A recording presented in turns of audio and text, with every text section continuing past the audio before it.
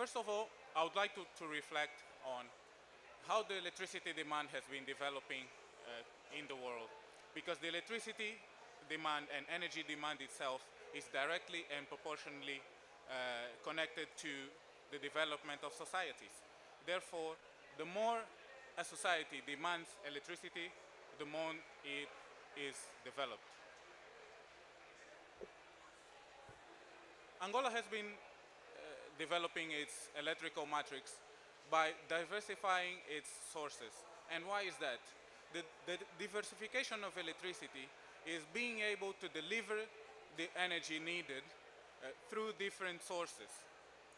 And why is that important? It's because the different sources have flaws in it.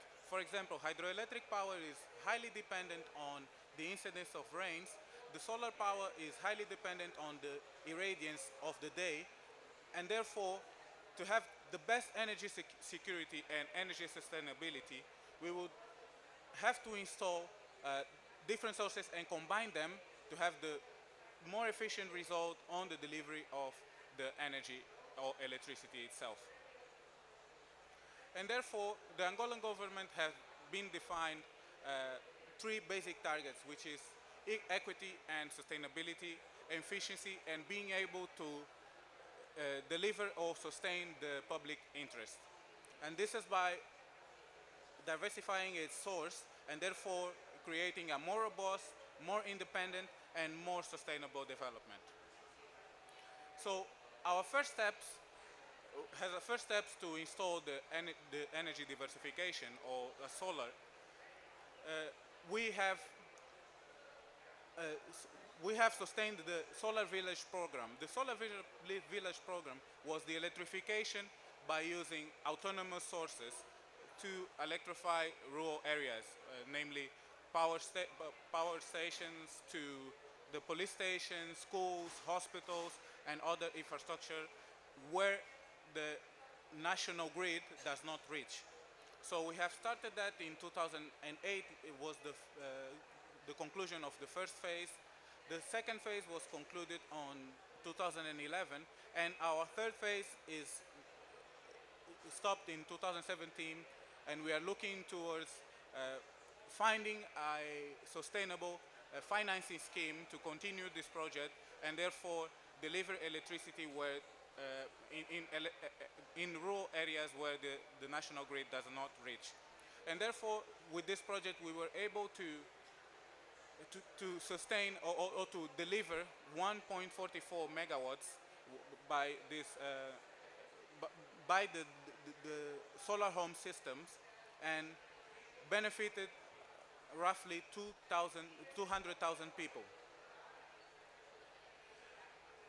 After the second phase of the project that the program I just mentioned, Angola have defined that we need to scale up, and therefore in 2012 we started in the national scale a study of the potential of Angola. Namely, we wanted to know how much can we produce, how much electricity can we produce by biomass, by hydroelectric power, by solar, and by wind. And therefore, as a result of this study in 2015, we were able to define that our potential for biomass is 3 gigawatts. We have one of the biggest potential of hydroelectric power in the sub-Saharan countries, which is 18 gigawatts. We could define the places where our average wind speed is above 5.3 meters per second, and therefore it's viable to implement the wind power. But one of the most important findings of this study was the solar irradiance potential in Angola.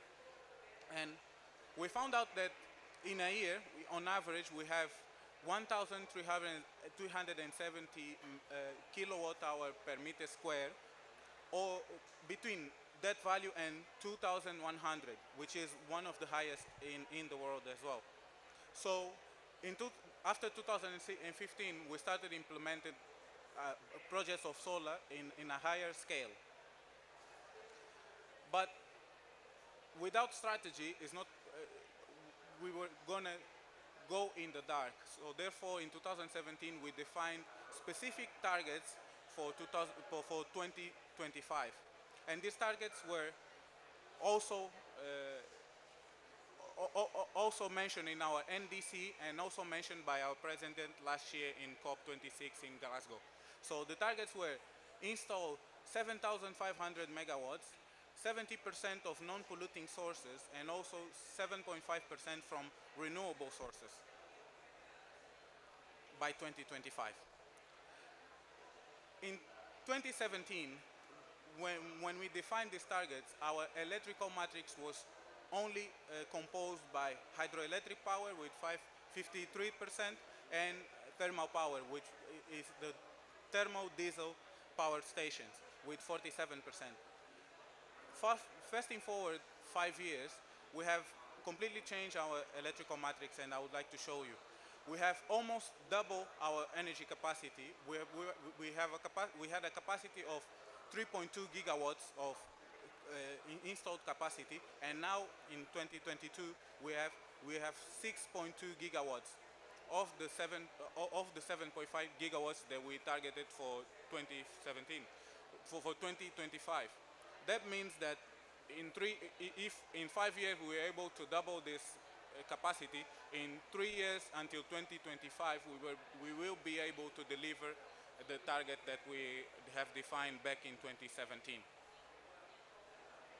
Not only that, we have introduced almost 5% of solar and also 1% of hybrid power station. Our hybrid power stations are composed by thermal diesel and solar. So it's a combination of both to not deliver to the national grid, but we created microgrids and mini grids in provinces in Angola so that we can deliver this energy. Not only that, of the 800 megawatts that we have defined by 2025 to have by renewable energy, we were able to install almost 285 megawatts of solar. Not only that, we are now 63% of the 70 defined of non-polluting sources. We are also 5% of solar of the 7.5 that we defined back in 2017. That means that Angola will be able to, Angola have defined realistic targets, and we are on the way to meet these targets. So I'll show you now the projects that we have installed that were able to change or almost double the electrical matrix.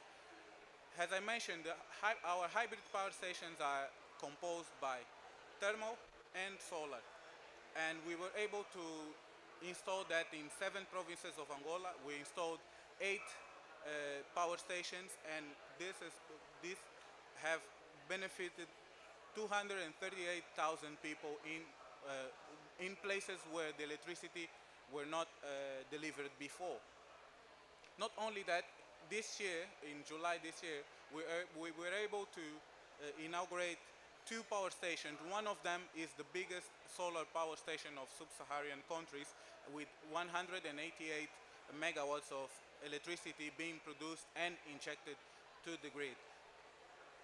So the combination of both, now we have 285 megawatts of solar generation, as I mentioned before. Angola, because of the targets that we have defined back in 2017, we have signed contracts and also non-disclosure agreements with companies to deliver a total of 130 megawatts with Sonangol, which is our oil company, national oil company of Angola. And we also have signed agreements for 83 megawatts being delivered to the grid by Prodel, which is our electrical production company. Of these 7 projects that I've just mentioned, 4 of them are already being constructed, and 3 of them will start the construction next year.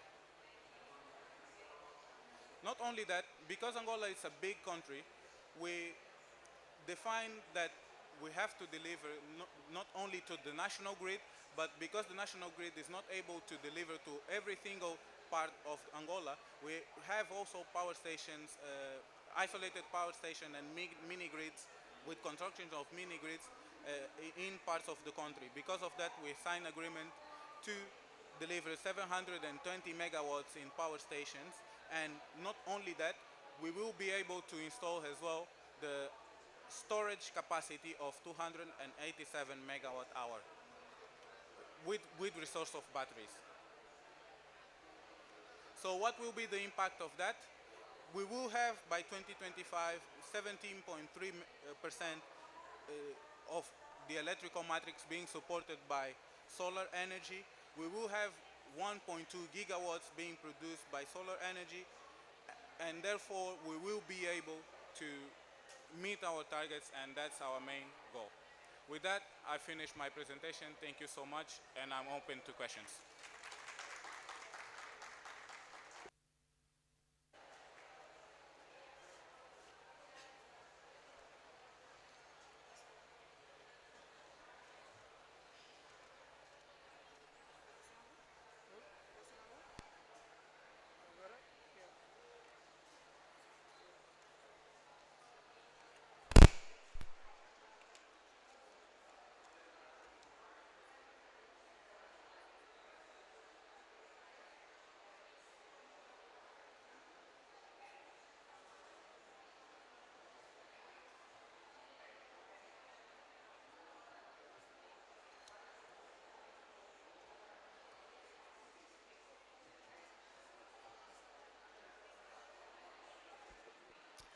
Okay. Next, I would like to call up Mr. Paulo Guedes, who will give us a presentation of Sonangol's perspective on energy transition.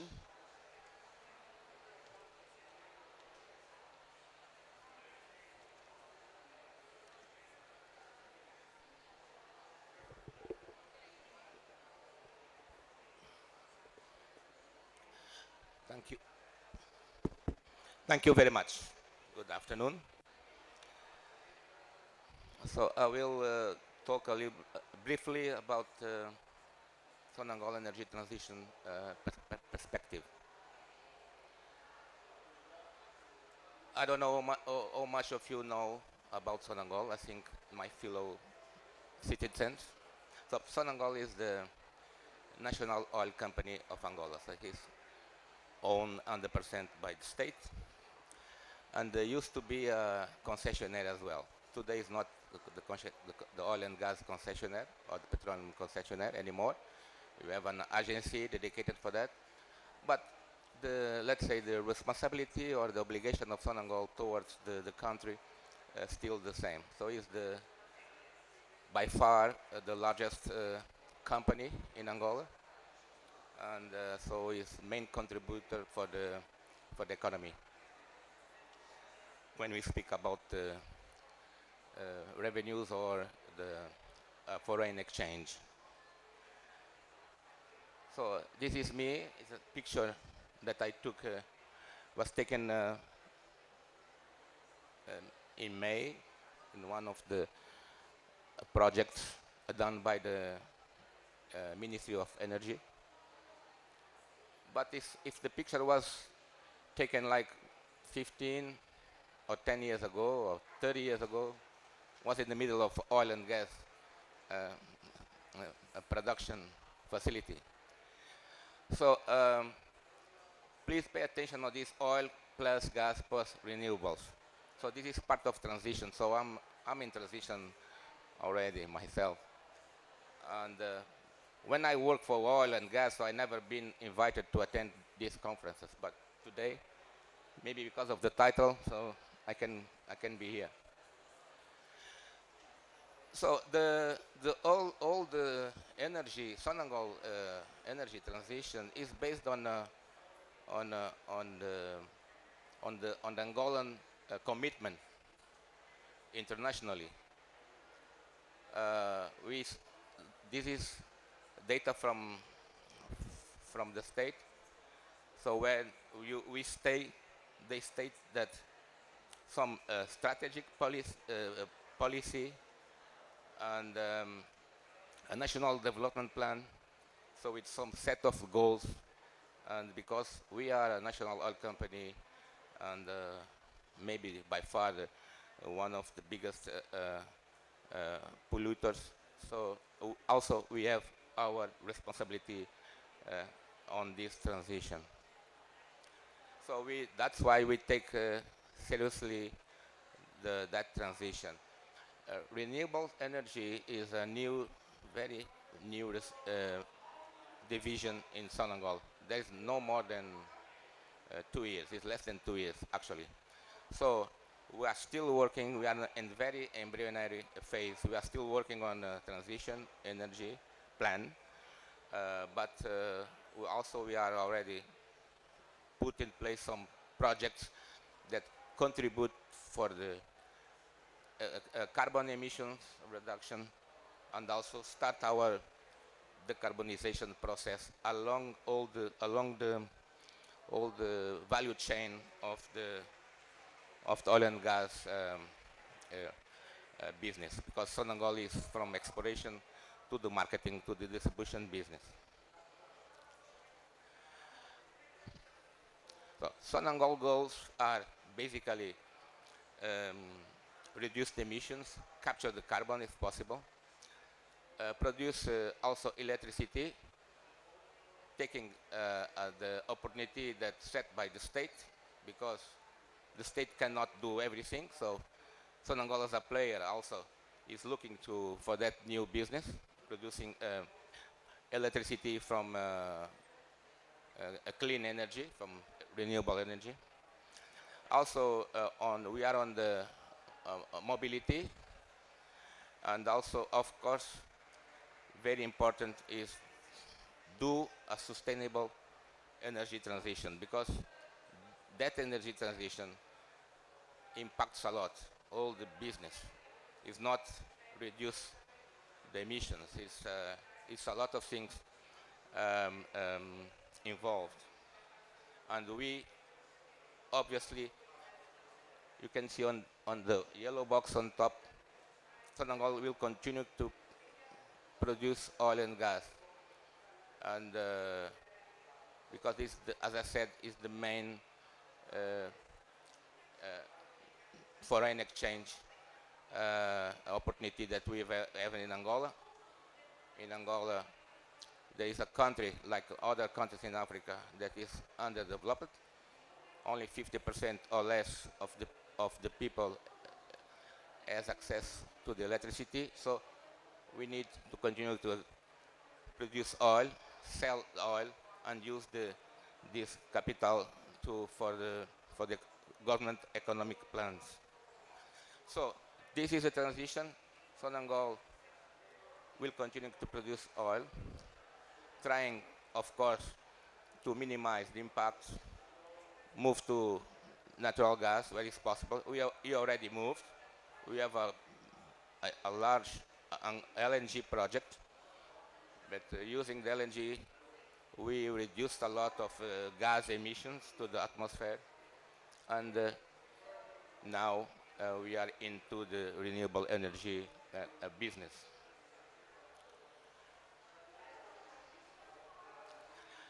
I mentioned the LNG project before, but this is basically what this slide shows. I mean, we're going to try to use the gas as much as possible to minimize the use of the liquid fossil as a fuel, because I think the oil pollutes more than natural gas. It's a small step, but it's a big impact on the greenhouse gas emission. This is not only for power generation, but it's also for mobility and other uses, for industry, etc. So we start the renewable business in 2 small projects, 2 solar parks in the south of the country. I don't know how much of you know about the geography of Angola, but the main source of power is from the hydroelectric in north central of the country. So these provinces in the south, they have some a gap in capacity. So Karakulu Solar Project and Kilemba Solar Project are those projects that we have a partnership with the foreign partners. Also, we have other projects in mind, like the wind, with a Japanese company, and biomass with Italian and French companies. So now also we have our 100% one projects, photovoltaic projects. So this 250 megawatt capacity is based on what the Ministry of Industry gave up us to invest. So these are a few pictures from Karakulu now in south of Angola. Is in the Namib desert, the same desert that is in Namibia, and is under construction, and maybe in January will be producing in line. The other project did not start yet, but we're going to start also in January. So about the carbonization, so we have the first thing we look for inside. So we'll try to do what we call the solar diesel hybrid systems. So wherever we have, you use a diesel generation to produce power, you're going to put some solar parks, so in order to create this hybrid system. Because we have, as I said, only 50% of the country is electrified, so we have a lot of facilities that they have dedicated a power system based on the fossil fuels. So, as I said, we are looking for the entire value chain of oil and gas and apply all these principles to reduce the emission, optimize the production in order to have less pollution, and also implement renewable systems. I mean, to not only to reduce the emissions, but also to use less oil, and of course to have some gains as far as financial gains. So this is a picture of a few facilities in Angola where we can see a gas filling, very small gas filling station that has solar panels on top. So it's a gas station that works only during the day. I don't use generators or power from the grid. It's all based on solar panels. This is a rendering that shows a classic hybrid system. We have on the left side existing power station, thermal power station based on diesel, and then we put a solar plant on the side, and using integrated control. So we use the solar plant during the day and the diesel during the night. So, of course, the impacts are huge in terms of carbon reduction, investment, and also the economy of not spending much money on diesel to produce power. This is a schema where we have some big plants, small plants, large-scale plants, other small plants, where we will put this hybrid system, what is possible to put, and will save a lot about the use of the diesel, and also on the not only on the cost and also on the cost saving. So this is something that will be achieved very soon. So maybe we're gonna so over 350,000 CO2 equivalent reduction in tons maybe $13 million a year just in diesel that you're going to save, and it's about close to 100 million liters. Another business that we are looking for is the mobility.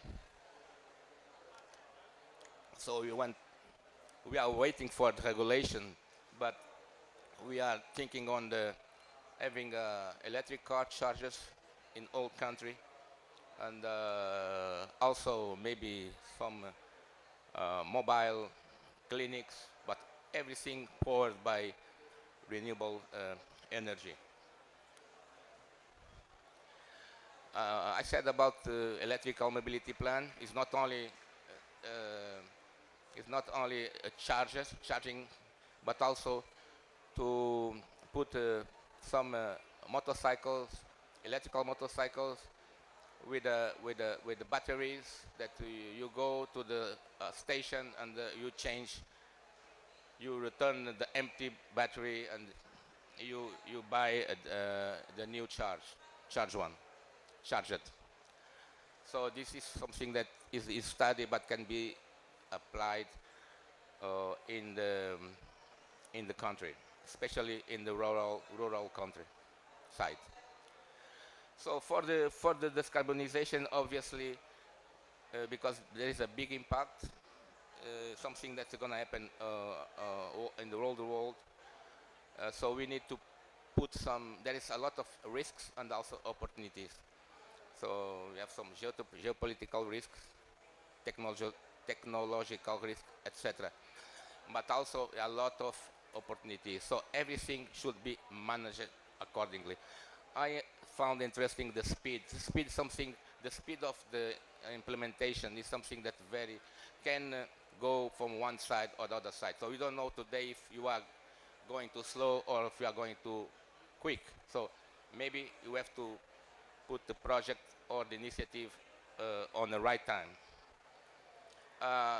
So this is just a list of things that we should put in action immediately in order to improve and to accelerate the energy transition. But most important, the energy transition is not to show the numbers, but is to be sustainable, because it's a lot of opportunities, not business opportunities, new careers, etc., etc. So, and also the circular economy is something that influences a lot on the low carbon economy. The results are huge. I mean, I think all the world. That's why we are here. There's no other option than change. We cannot be the same. You cannot act as the same or live as the same as I used to be in the past. So you need to know the problems around the world. So that's why all of us must give some contribution. So and the advantage of a sustainable, efficient energy transition are there. It's just a question of goodwill, and the application. Thank you very much.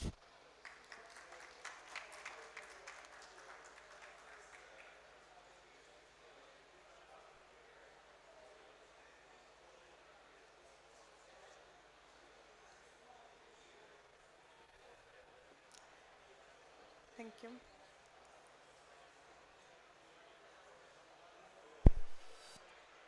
Yeah. Okay. Next, last but not least, I would like to call to the stage Ms. Jandira, who is from Perdel, and will give us a few words before presenting us with a video about the project she will briefly talk about. Thank you.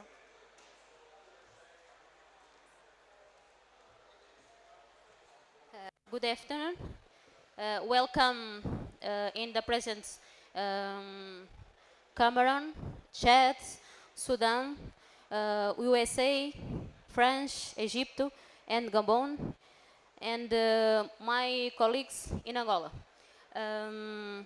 The short video you are to see, sure, or the commitment to produce more electricity with less carbon emissions in order to contribute to better environment. Please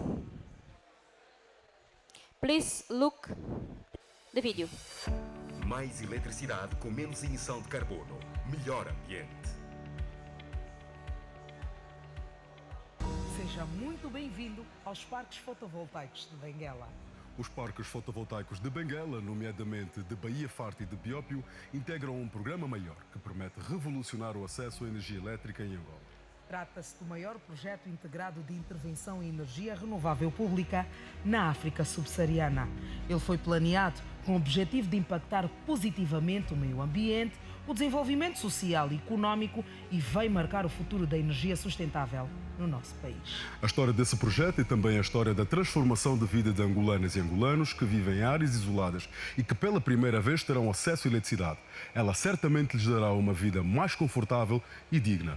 Até 2017, a matriz elétrica do país estava substancialmente concentrada em fontes hídricas e térmicas que, com as mudanças climáticas e não sustentabilidade ambiental, económica e social da população de energia a diesel, agrava os riscos de colapso ambiental. A solução era inovar e, por isso, ao assumir a presidência da República, o presidente João Lourenço comprometeu-se com a construção de um país com mais justiça e inclusão social. E já no seu discurso, o POF comprometeu-se a trabalhar para a melhoria no quadro de produção da distribuição de energia elétrica, com destaque para o setor da energia. Será melhorado o quadro da produção, de distribuição de energia elétrica e de água canalizada, que permitirá uma maior e mais séria aposta na criação de polos industriais pelo país. Imbuídos nesse espírito de trabalho da Sua Excelência Presidente da República, os técnicos e engenheiros do Ministério da Energia e Águas começaram os estudos para a implementação de novos projetos. Pesquisas e estudos demonstram que Angola tem elevados níveis de radiação. Em algumas destas regiões, estes níveis estão próximos de alguns dos melhores lugares do mundo. Angola tem ainda a particularidade de dispor de vastas e amplas planícies, reunindo as condições ideais para o desenvolvimento de projetos solares. A escolha dos locais para a implementação das centrais solares, o governo angolano obedeceu a 2 critérios. Zonas que nunca tiveram acesso à energia elétrica, como Saurimo, Lucapa, Luena, Bailundo e Cuito. Zonas de desenvolvimento agroindustrial, Biópio e a Baía Farta. Em agosto de 2019, assinam-se as primeiras intenções contratuais com o consórcio de empreiteiros e a fiscalização das obras. O projeto tem como parte de financiamento 15% do Banco Sul-Africano e 85% do Banco Sueco. Em março de 2021, assinam-se as consignações e as obras dos parques da Baía Farta e do Biópio são iniciadas. Assim, o setor elétrico angolano entra para a era da ampliação do acesso e da segurança no fornecimento. Os parques fazem parte de um grande programa de produção de energia fotovoltaica, nos quais o governo investiu 539 milhões de euros e contempla a construção de 7 centrais que vão ser instaladas nos municípios do Bailundo, Baía Farta e Biópio, Cuito, Lucapa, Luena e Saurimo, com um total de 1 milhão de painéis solares instalados. Os parques produzirão energia suficiente para atender a mais de 2 milhões de pessoas, principalmente no meio rural. Boa parte da população que vive em áreas isoladas vai ter eletricidade pela primeira vez, com a particularidade de ser energia limpa, evitando a emissão de mais de 900 mil toneladas de dióxido de carbono por ano e uma economia entre 130 e 150 milhões de euros por ano em gasóleo que seriam gastos em centrais térmicas. Até 2025, Angola superará os 70% de potência renovável instalada, uma das maiores percentagens do mundo. Para isso, o governo também investe em outras fontes de energias renováveis, como a da biomassa, gás, eólica e mini-hídricas. O Parque Solar do Biópio ocupa uma área de 360 hectares. Para preparar a sua estrutura e durante 14 meses, 30 caminhões e 38 equipamentos de escavação resolveram o solo, escavando 1.100.000 metros cúbicos e foram cravadas 73.528 estacas, 509.040 painéis solares foram instalados. O Parque do Biópio tem potência de transformação de 150 megavolts e potência nominal de 189 megawatts, contará com suporte de 63 inversores e uma subestação de 33 por 220 kV, ligados à rede nacional por uma linha de transmissão de 220 kV, extensão de 1,2 km de distância, apoiadas em 9 torres de metal. Ao entrar em funcionamento, o Biópio passará a ser o maior parque solar da África subsaariana. Por agora, os parques do Biópio e da Baía Farta vão beneficiar 1,8 milhões de pessoas, economizar 215 milhões de litros de gasóleo por ano e evitar a emissão de 723 mil toneladas de dióxido de carbono por ano. E muito ainda está por vir. No total, 11 províncias serão beneficiadas em 133 municípios e comunas. 9 milhões de habitantes terão acesso a 1.480 megawatts picos de energia limpa e renovável, deixando de queimar 751 milhões de litros de combustível por ano e gerando uma economia de 236 milhões de dólares por ano. Angola definiu a sua contribuição concretizada na redução da intensidade de carbono na produção de energia elétrica no horizonte até 2025. Reiteramos aqui a firme vontade e determinação de Angola continuar comprometida com a ação climática e com a adoção de um modelo de desenvolvimento de baixo carbono. Trabalhando incansavelmente, o setor de energia e águas insere-se na política estratégica de desenvolvimento nacional para a promoção do desenvolvimento sustentável e diversificado, com inclusão económica e social e a redução das desigualdades. Mais eletricidade com menos emissão de carbono, melhor ambiente.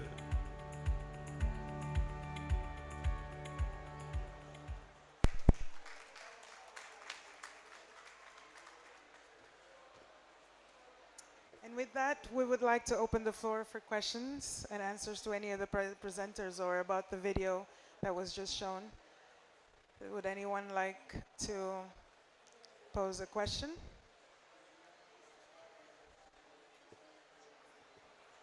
Yes.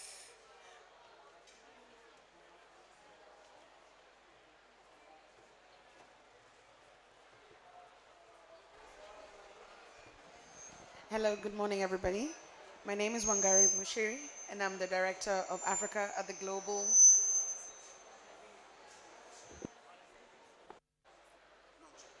Can you hear me? Yeah. Good morning, everyone. My name is Wangari, and I'm the Director of Africa at the Global Wind Energy Council. I've seen a lot of plans for the solar, but wind is not as factored in. So maybe you can elaborate on the plans for wind power in Angola. Thank you.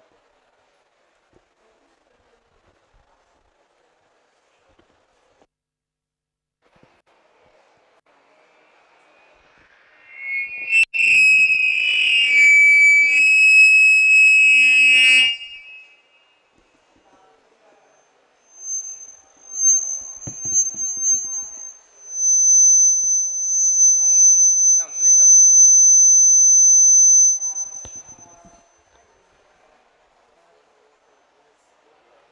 Okay. If I recall well, it's about wind. Okay. So I think during my young colleague presentation, he showed some maps. Yes, we do have a plan. Unfortunately, there is no many locations in Angola for this type of project. But we have I cannot mention with whom, but we have a partnership that to study. So for wind project, we need one or maybe 2 years of study. So not only because of maybe the location can be good, but the network maybe don't need power in that site. So we need to find the middle point. But there is an initiative in Sonangol to continuing to study, and then we'll see if because wind production is to put in the grid. Yeah, and so depends on the grid. And in Angola, the hydropower is number one. It's cheaper, and we need to beat them. But if maybe the wind is gonna be too expensive, but we're gonna study. Just as a support, yes, we have tested our wind capacity in 2015. It can be seen on the slide that I've shown our capacity and where in Angola the wind is able. We know that for generation of power, the wind speed has to be just above 4 meters per second. And we have places in Angola that we have on average 5.3 on average per year. So that means that we can or we are able, it's viable technically to implement wind power. And it is on our strategy. Our strategy is to diversify the electric practice as much as possible so that we can have our energy security and also sustainability on the development of our electric matrix. So you cannot see it now. You can see only solar, but yes, on the next few years, you will start seeing more and more and different renewable energy sources or technologies being implemented in our strategy. Thank you.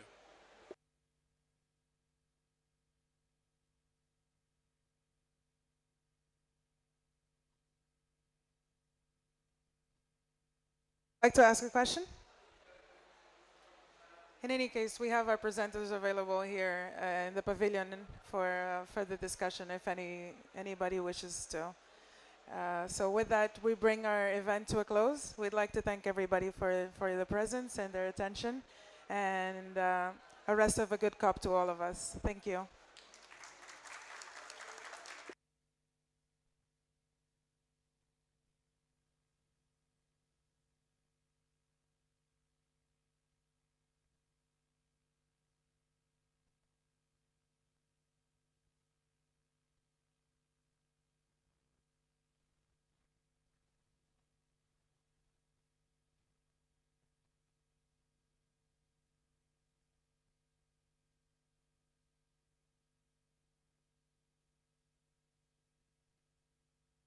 If everybody, please, the photo.